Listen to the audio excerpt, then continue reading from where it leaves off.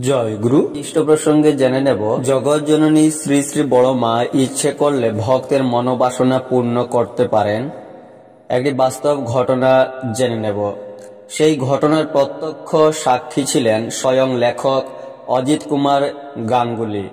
সে আজ অনেক দিনের ঘটনা। তিনি লিখলেন, আসাম থেকে এসেছেন সস্ত্রী প্রমোদচন্দ্র ব্যাপারী। তাঁদের সন্তানাদি নেই।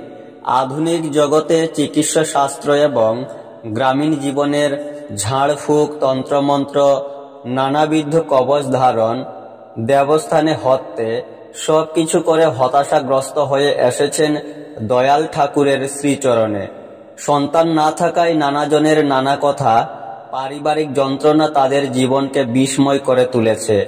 তাই হতাশ প্রাণে গভীর ব্যথা নিয়ে পরম দয়ালের কাছে এসে সব নিবেদন করলেন। এরা আমার স্বর্গত পিতার মাধ্যমে দীক্ষিত।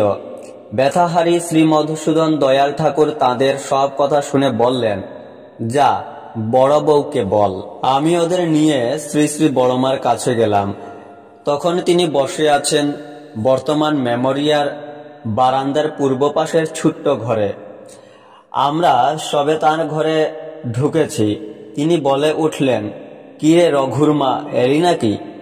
পিছন ফিরে তাকিয়ে দেখলাম আমরা তিনজন ছাড়া আর কেউ নেই। আমি বললাম, না বড় মা, আমরা তিনজন এসেছি আপনার কাছে কিছু নিবেদন করতে। শ্রী শ্রী বড়মা সব শুনে বললেন, ওই তো রঘুর মা। আমরা আর কোনো কথা না বলে তাকে অসংখ্য প্রণাম জানিয়ে চলে এলাম।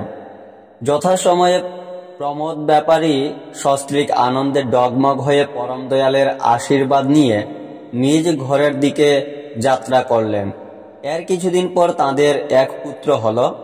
পরম দয়াল নাম রাখলেন রঘুনন্দন।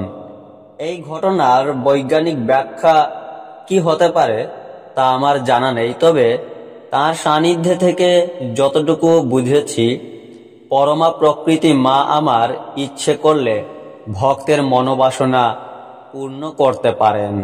জয় গুরু।